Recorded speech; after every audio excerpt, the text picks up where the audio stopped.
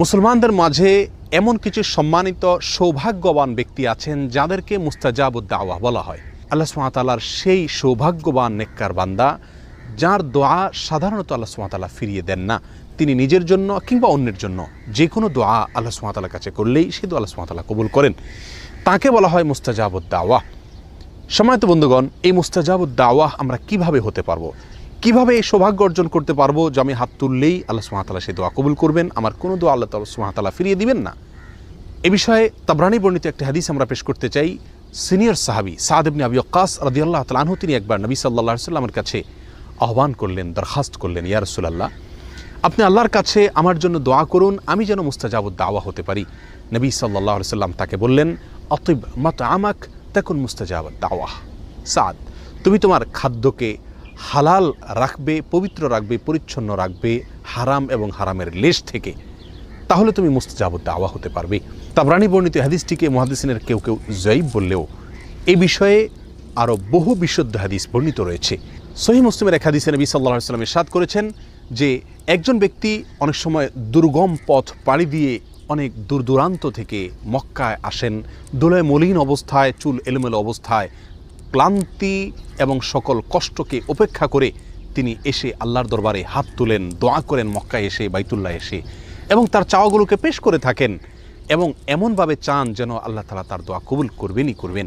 নবী সাল্লাল্লাহু আলাইহি ওয়াসাল্লাম বলেন, আন্না ইউস্তাজাবু লাহ, সে ব্যক্তির দোয়া কিভাবে কবুল হবে এটা কিভাবে কল্পনা করা যেতে পারে? কারণ সে ব্যক্তির দেহ গঠিত হয়েছে হারাম দিয়ে, তার যে সম্পদ তিনি গড়ে তুলেছেন সেগুলোর পিছনে হারাম উপার্জন রয়েছে, হারামের ভূমিকা রয়েছে। অতএব সেই ব্যক্তি আল্লাহ সুবহানাহু ওয়া তাআলার কাছে যতই দোয়া করুক, যতই মক্কায় গিয়ে দোয়া করুক, যত কষ্ট করে এসেই দোয়া করুক না কেন, আল্লাহ সুবহানাহু ওয়া তাআলা তার দোয়া কীভাবে কবুল করবেন? অর্থাৎ দোয়া কবুল হওয়ার কোনো প্রশ্নই উঠতে পারে না। সম্মানিত বন্ধুগণ, এ হাদিস আমাদেরকে যে বার্তা দেয়, আমরা যদি মুস্তাজাবুদ দাওয়া হতে চাই, আমাদের দোয়া আল্লাহ সুবহানাহু ওয়া তাআলা ফিরিয়ে দিবেন না, সকল দোয়া আল্লাহ তাআলা কবুল করবেন, এটা যদি আমরা চাই, তাহলে আমাদেরকে সর্বপ্রধান এবং মূল যে বিষয়টির প্রতি খেয়াল রাখতে হবে সেটি হলো আমার খাদ্য গ্রহণ এবং যে কোনো উপার্জন যেন সম্পূর্ণ হালাল হয়। সাদ ইবনে আবি ওয়াক্কাস রাদিয়াল্লাহু তাআলা আনহুর একটি বকরি ছিল। একবার বকরিটি তার প্রতিবেশীর ঘরে প্রবেশ করে সেখান থেকে কিছু খাবার খেয়ে বের হয়ে এসেছে। তিনি সেটি খেয়াল করেছেন। বিষয়টি তার নজরে পড়ার পরে দীর্ঘদিন পর্যন্ত আর তিনি ওই বকরির দুধ পান করতেন না, অথচ নিয়মিত তিনি সেই বকরির দুধ পান করে থাকতেন। কেন দুধ পান করা ছেড়ে দিয়েছেন? শুধু এই জন্য যে এই বকরি যে খাদ্য গ্রহণ করেছে, অননুমোদিত আরেকজনের খাবার সে গ্রহণ করে এসেছে, অতএব এর ফলে তার দেহ গঠন হবে, তার দুধ সেখান থেকে গঠন হবে, সে দুধ আমি পান করলে আমার শরীরের ভিতরে সেটা প্রবেশ করবে এবং আমার দোয়ার ভিতরে তার প্রভাব পড়বে, আমার দোয়া আল্লাহ সুবহানাহু ওয়া তাআলার কাছে কবুল হবে না, আমি মুস্তাজাবুদ দাওয়া হতে পারবো না।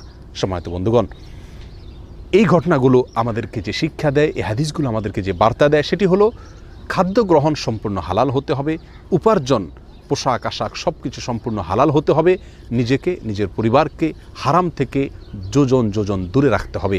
আজকাল দিনের অনেক বিষয়কে আমরা প্র্যাকটিস করি, কিন্তু উপার্জনের হালাল হওয়ার বিষয়টিকে পরিপূর্ণভাবে, পুঙ্খানুপুঙ্খভাবে, সন্দেহ থেকেও দূরে থেকে পিওর হালাল ইনকাম, হালাল উপার্জন গ্রহণ করা, হারামকে বর্জন করার মানসিকতা আজ আমাদের মধ্যে অনেক কম। আসুন হারামকে চূড়ান্তভাবে বর্জন করি, হারামের লেশমাত্র আছে এমন কিছু থেকে দূরে থাকি। আল্লাহ সুবহানাহু ওয়া তাআলা আমাদের সমস্ত দোয়া কবুল করবেন, আমরা মুস্তাজাবুদ দাওয়া হতে পারবো। আল্লাহ তাআলা আমাদের সকলকে সে মর্যাদার অধিকারী হওয়ার তৌফিক দান করুন। আসসালামু আলাইকুম ওয়া রাহমাতুল্লাহি ওয়া বারাকাতুহু।